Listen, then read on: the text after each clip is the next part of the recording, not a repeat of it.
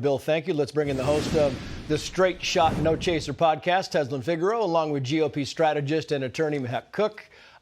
Thank you both for coming on. We appreciate this. I want to put this up because this is the NBC Iowa poll. You can see it's three people on this thing. Donald Trump is way up there, Mehek. I mean, it's a big lead. If this was a football game, it'd be over. What are your thoughts on this?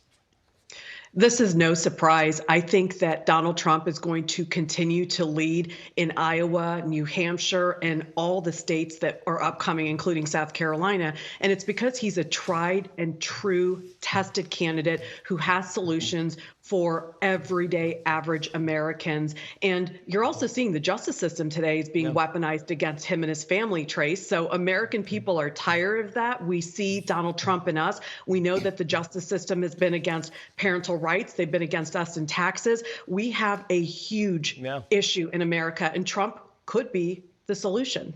Yeah, Tezlyn, I want to read this as Jim Garrity from National Review. He says the following: it's the same phenomenon as 2016. Ego, arrogance, and unrealistic hopes of some miraculous turnaround are keeping multiple non-Trump candidates in the race, and in some cases attacking each other instead of making the case for someone besides Trump to be the nominee. What do you think? Is that an accurate statement?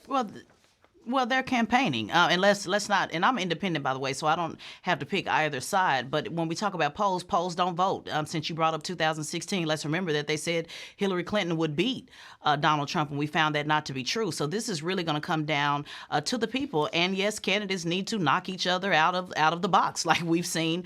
DeSantis move up in the polls. He's currently endorsed by the Iowa governor, as you just mentioned, as the lead before this talked about. How now Nikki Haley is endorsed by the Cooke network. So these candidates are continuing to move up to be number second or to take out Donald Trump. And so campaigning is for the big boys and the big girls. And so that means that sometimes, yes, you have to attack each other in order to move each other out the way. I look forward to seeing them continue to run. And Ramaswamy, he should continue to run in 5K races, rap like Eminem, do whatever it is he feels like he needs to do to move up from 4%.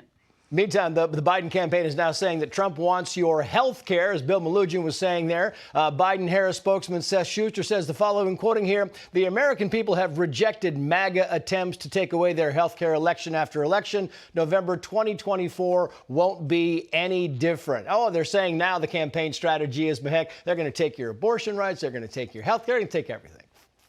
These are just Democrat talking points and fear-mongering. You have Elizabeth Warren on record now stating that Obamacare has failed the American people. She must have received a surprise bill in the mail. The truth is, President Trump is right. The cost of health care is out of control. The truth is, Obamacare truly weaponized our health care system, holding Americans hostage, because at the end of the day, health insurance companies were the ones that were price fixing. They're the ones that are holding us hostage in terms of our medical care. We need to be able to allow for personal option. We need to reevaluate our healthcare system. So what Donald Trump is saying is correct. Any candidate that says we need to repeal Obamacare is correct. Tezlyn, I got about 30 seconds for you to wrap us up here.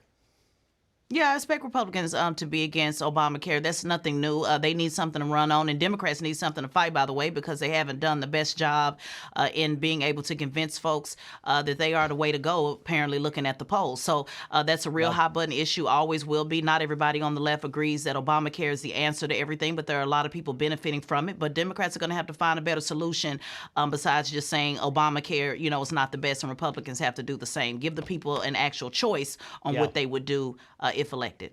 Tezlyn, Mehek, thank you both. Hey, Sean Hannity here. Hey, click here to subscribe to Fox News YouTube page and catch our hottest interviews and most compelling analysis. You will not get it anywhere else.